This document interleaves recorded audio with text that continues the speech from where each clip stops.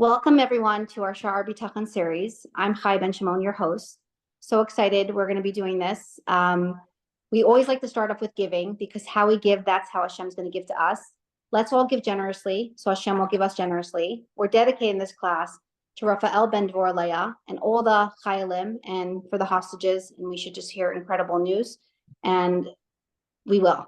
So I'm going to put some coins in the tzedakah box. I want to introduce to you today our guest speaker for this series, Devorah Leah Andrusier, who is an addiction coach and a Shar Habitachan enthusiast. She is the mother of Raphael ben Devorah Leah, and she's from Bell Harbor, Florida. And thank you for being with us, and thank you for doing this. Hi, everyone. So Chaya asked me to do this Shar Habitachan course, and I immediately said yes. I'm going to give a little history of how Shar Habitachan became meaningful to me. So my son was enrolled in the IDF. He was a soldier in the IDF. And on October 7th, we were all in Israel together for Sukkot. And the sirens went off, the panic began. My son turned his phone on and he was called to duty. The next morning I woke up and I said to myself, I am going to need something outside of myself, something that is bigger than me and greater than me to sustain me through however long this war is going to last. Because I knew just with my own tools and everything that I've learned, it was not enough to sustain me through this period of time.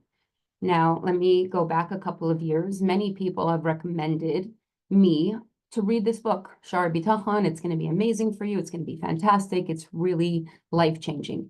And I read the book. And I said, yeah, it's true. This is a beautiful book, but it doesn't relate to me. Like, this is something that, you know, someone who's a really high up level can achieve. It's not something for the everyday person. And I read the book and I put the book away, and that was it. On October 8th, I called my cousin, who is a shlucha in Istanbul, Turkey. And I said to her, you're going to teach me Shar Habitachan. We are going to learn together and complete the entire book because, like I said, I need something greater than myself to sustain me through this time. So we began to learn, and I don't know if it was because I was in a space where I desperately needed something other than what I already had, or because I was older, or because I wanted it. But within the first 3 days of starting to learn Shar Habitachan, which means the gates of trust, I immediately, within 3 days, started to feel more peace, more tranquility. And I had not yet even tapped into chapter 1. This was the foreword and just the introduction of the book. So I want all of you who are listening today to understand that, and I've heard this from Shays Taub, that Bitachon, trust, which is different than faith, we're going to go into that, is on the spectrum. And what do I mean by that? Faith, trust, Bitachon, is not an all or nothing. It's either I trust God completely or I do not trust God at all. And that's not the reality. When I say it's on the spectrum, it goes up and down. It's in waves. And it's something that we need to consistently and continuously learn and tap into.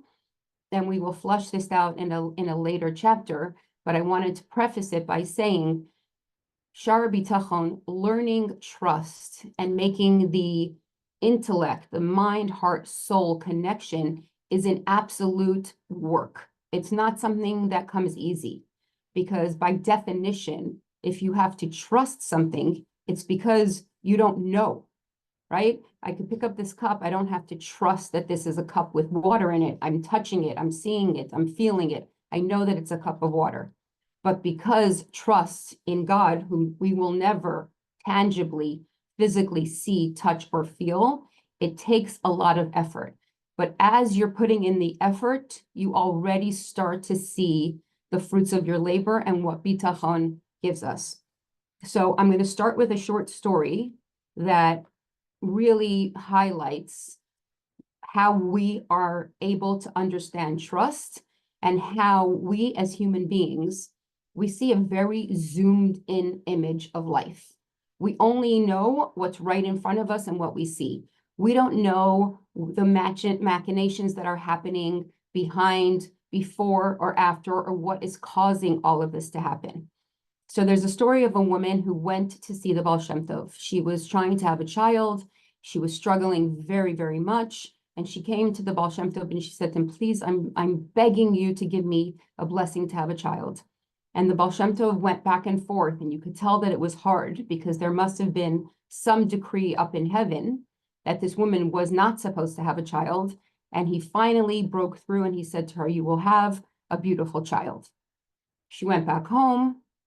She got pregnant, she gave birth, and this child was what they called back then a wunderkind, like a wonder child. He shone from inside. He was a very, very special child. So when he was 2 years old, she decided she's going to take him. She had weaned him from breastfeeding, and she was going to go and take him to the Baal Shem Tov to say, thank you for this amazing child that you gave me. So she travels to the Baal Shem Tov and she brings him the child. She shows him the child, and the Baal Shem Tov hugs him and kisses him and says, thank you for coming to say thank you. And she goes back home. She goes back home, and a few short days later, her child passes away. And she is in horrific, horrific pain, as you can imagine. Losing a child, period, is horrifically painful, and there is never a complete recovery from that. But losing a child that you've been waiting for desperately, and then at 2 years old, he passes away. So she makes her way back to the Baal Shem Tov, and she says to him, I don't understand, what did you do to me? You gave me this beautiful wunderkind, but now Hashem took him back. So the Baal Shem Tov said to her, I want to tell you a story within a story, true to Jewish typical way of being. So Baal Shem Tov tells her a story that there was a gentleman who had a son, a king, a very famous king, and he had this son, and he wanted to raise his son, that his son would know everything, because he eventually was going to take over for his father, and he wanted his son to be very well prepared. So he hired him a tutor, and the tutor was a priest. And every day this young boy would learn with the priest everything that he had to know, mathematics, science, everything, every subject. And the priest said to the king, I will take the job, but on one condition. My condition is that for an hour and a half a day, I'm going to close myself into a room, and nobody can come anywhere near me. Nobody can walk into the room. Nobody can disturb me. So one day, this young boy sees the priest going into the room, and he's very curious. He wants to know what's going on over there. What is he doing in that room that nobody's able to see? So he decides that the next day he's going to go into the priest's room, and he's going to hide underneath the bed, and he'll be able to hear what the priest is doing. So he does that very thing the next morning, and the priest is praying, because the priest is secretly a Jew. And the child pops out of the bed, and he says to him, what is it that you're studying? What is it that you're learning? It feels so real and authentic. And the priest says to him, I'm a Jew, but I have to keep my Judaism hidden, because in those times, if you were a Jew in the palace, it was a very dangerous situation. So the child said to him, I'm going to keep your promise, but you have to teach me everything that you know about Judaism. You have to teach me everything, all the details. So the priest says to him, it's going to be very hard for me to be able to teach you this while we're in the palace. So what we're going to do is, if I try to escape, we'll be caught. So the little boy says, I have an idea. I'm going to go and tell my father, you want me to be the next king, but if I'm sitting in the palace all the time, I have nothing to do with the commoners. I don't know what's going on in the real world. I need to go from city to city and discover who our people are. Who am I going to be serving? So he decided he would do that. And when he got to the last city, he would just disappear. But his father wouldn't be nervous and try to pull them back, because he would believe that they were traveling from city to city. He finally got to the furthest place from where they were going, and he learned every day with this priest, and he eventually became an ascetic. An ascetic is someone who completely separates himself from materialism and physicality and spends his time communing with God. And he became a very great tzaddik. Now, the Baal Shem Tov says to her, so he comes up to Shemayim, this young boy, when he passes away, And all of the angels are very pro this man. He changed his entire life. He tapped into Judaism. He had a beautiful connection with Hashem. He goes directly to heaven. One of the angels, a prosecuting angel, said, but for the first 2 years of his life, he nursed from a non-Jewish mother. So how could we allow him directly into Gan Eden, the highest of heights, if he's blemished with these 2 years because he ate non-kosher food? So there was this little angel. There was this little neshama. There was this little neshama up in heaven that was a beautiful, very special neshama. And Hashem and the angels kept wanting to send this neshama down to earth to be able to fulfill its mission. And this neshama kept saying, no, I don't want to go.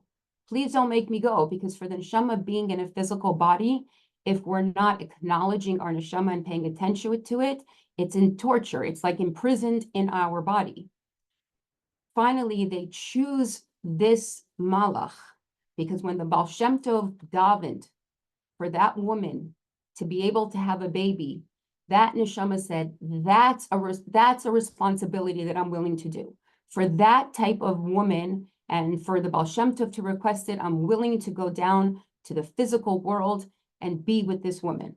So when he explained that to her, that there was an understanding that you got the most special child, but you only had him for 2 years because he only needed those 2 years to be able to complete what he needed to fix from his previous lifetime. So here we see the woman was crying and she was in pain. She only saw the very zoomed in image of what was happening. As soon as we're able to zoom out a little bit, we're able to see a bigger picture. And very often, more often than not, we don't always see the results of our actions.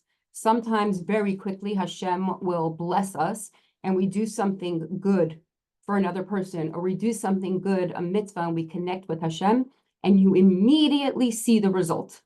And that feels so fantastic. But very often, we don't see the result. Sometimes not for 10 years, sometimes not till the next generation. But we know that if we're continuously connected to our source, Hashem always has our backs, whether we deserve it or not. So now when we talk about Shar Habitachan, we're going to talk about what is the difference between Bitachon and Emunah. So we're going to, when we flush this class out, you will notice that there is a lot of repetition in the classes. There's always something different, a little bit more nuanced, but there's a lot of repetition. And the reason for the repetition is because when I want to become proficient in any subject, they say in the pop culture of today, if you spend 100 hours doing something, you will become proficient in that. So with Bitachon, differently than other mitzvahs, another mitzvah, I'm supposed to light candles at a specific time. I don't have to change my mentality to do that mitzvah. I know I have to bench lift, I have to light the candles at X time. I'm going to light the candles at X time. I know that a man has to wrap tefillin. He doesn't have to change the way that he thinks and his mentality to do that mitzvah. In order for us to firmly and truly feel bitachon, we have to start changing the way that we think. We have to change our mentality.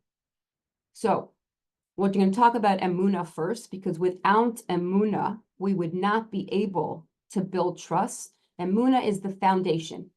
Hashem gave every Jewish person a reservoir of faith that lives within inside us.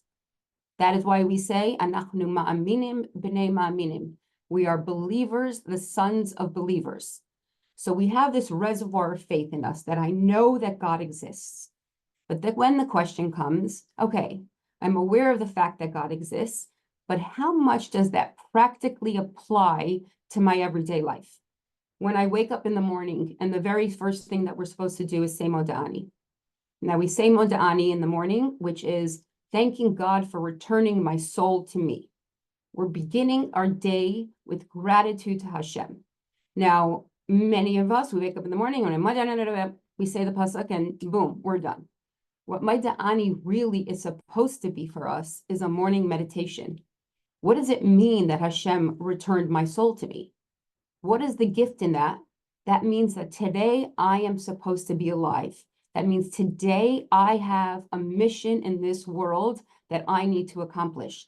So if we sit in our modani and don't run through it, it changes the trajectory of the rest of our day. I'm already in a God-conscious space, and I'm going to go out into the world and look for more God in the world. So that's Emunah. What is trust? So we have a tree and we have fruit. You can have a tree that never bears fruit, but you can never, ever have a fruit that doesn't come from a tree. So the tree is the Emunah. I can hold on to my faith and know that God exists. And sometimes when I'm struggling, I'll reach out in an angry way or in a begging kind of way to Hashem. But other than that, Hashem doesn't really affect my daily life. Bitachon is trust.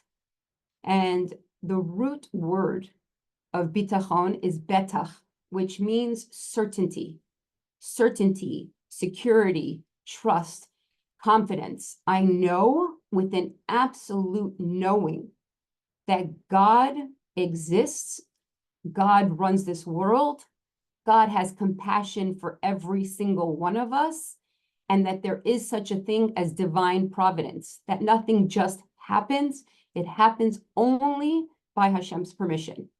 So the Emunah is our foundation, and the trust is what together we will learn and explore how trust changes our functionality, how we walk through life. So both in Torah matters and in this book specifically, it talks about very worldly matters. Okay, so let's go back.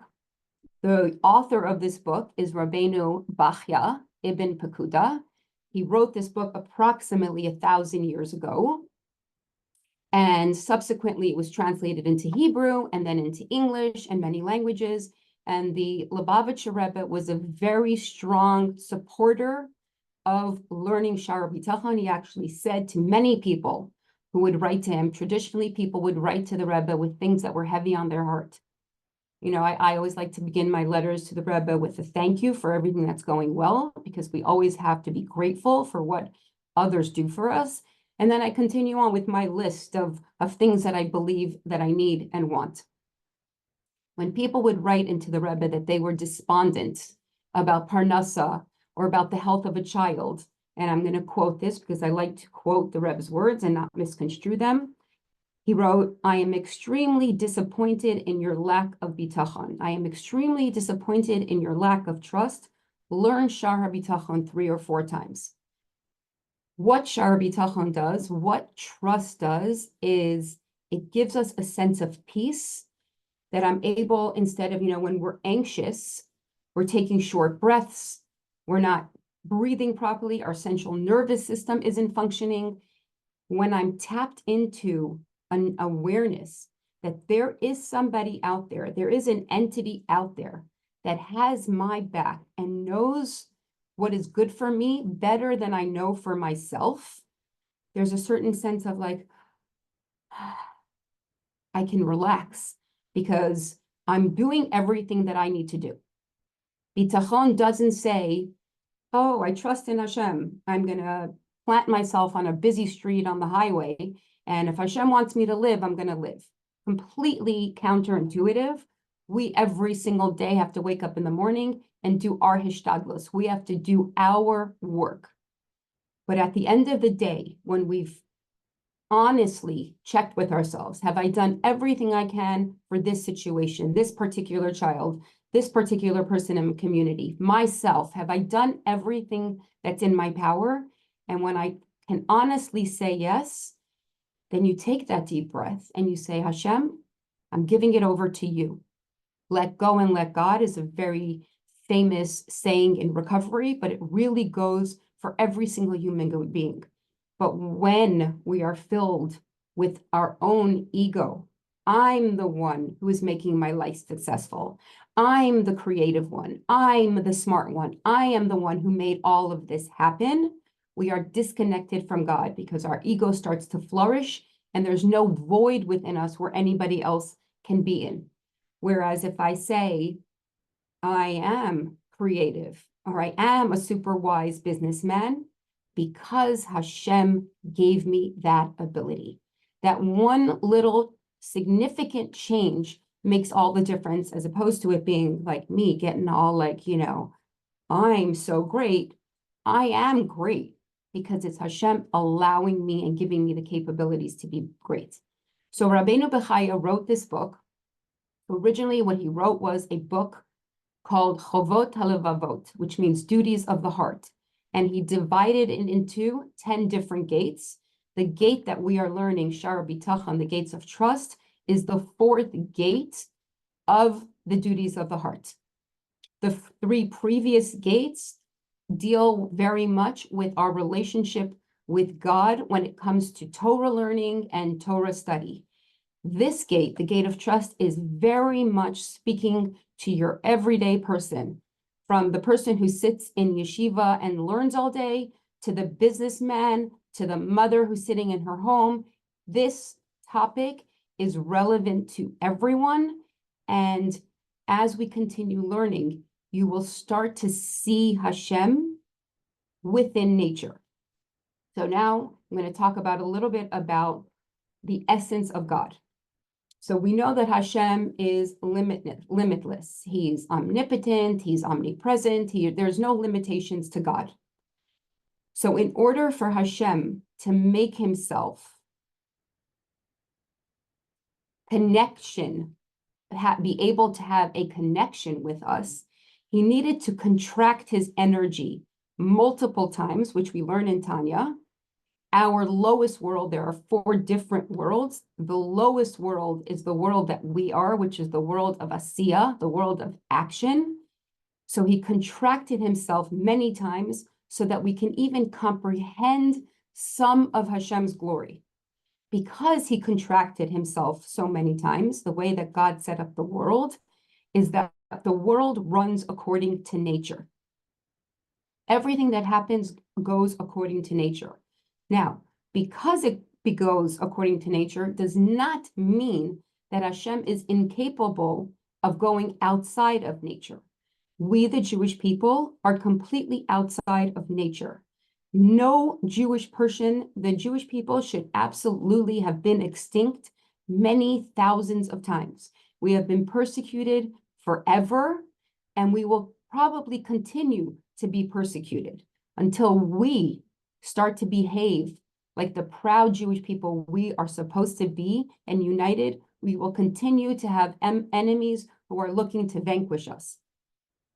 That being said, in order for world to work seamlessly, it's within nature.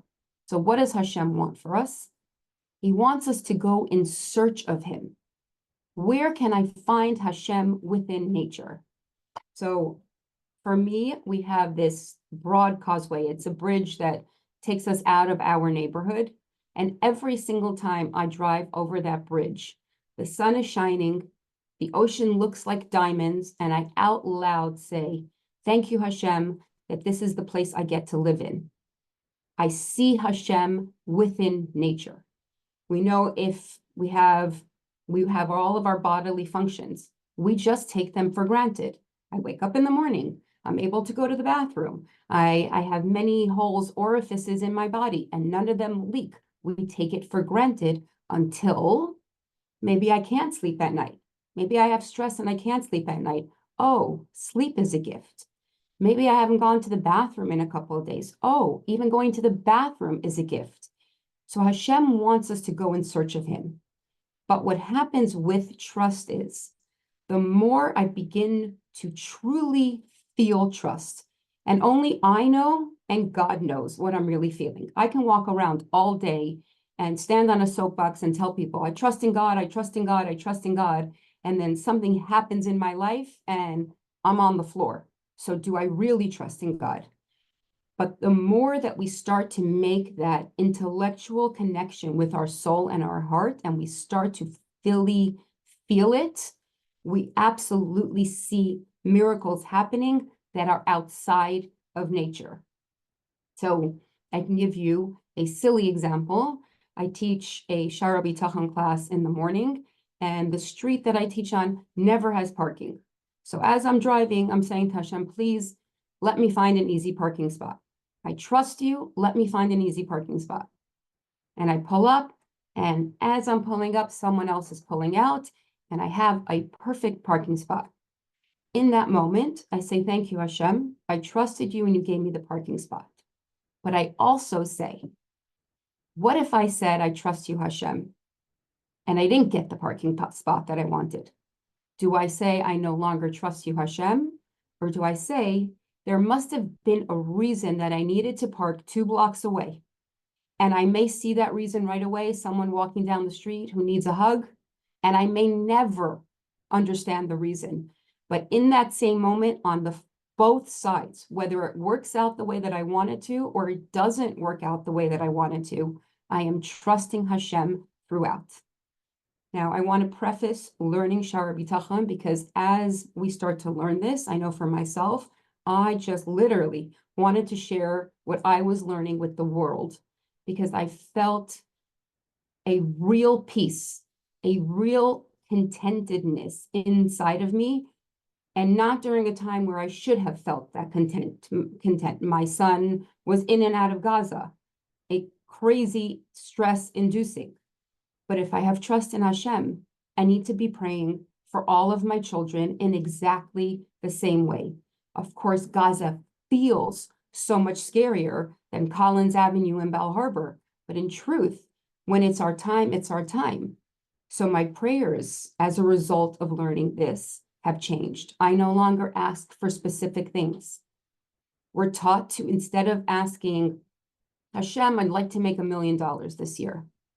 As opposed to asking that, we say, Hashem, please help me strengthen my trust, because then whether I have the $1 million or not, I am okay. I am okay. Now, I want to share with you that this is a very text-based class. Rabbi Bachaya works with lists, which I think clarifies things for us very clearly. So I will be reading the English text and then doing some brief explanations. Now, can you pause?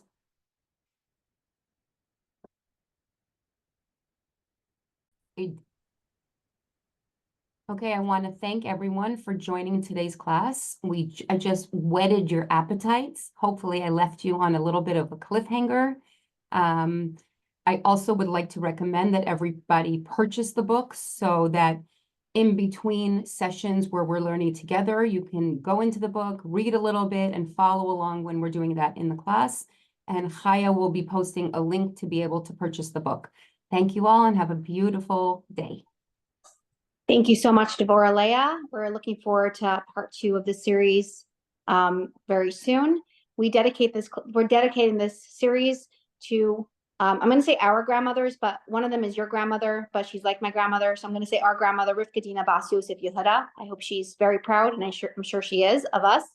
And to your grandmother, who recently passed away at 102, an incredible woman who was a bubby to many, Rachel Bela Bashner Zalman, also known as Mrs. Rachel Lipsker. We love you, and I know you're shining your light on everyone. Thank you, everyone, and we will see you next time.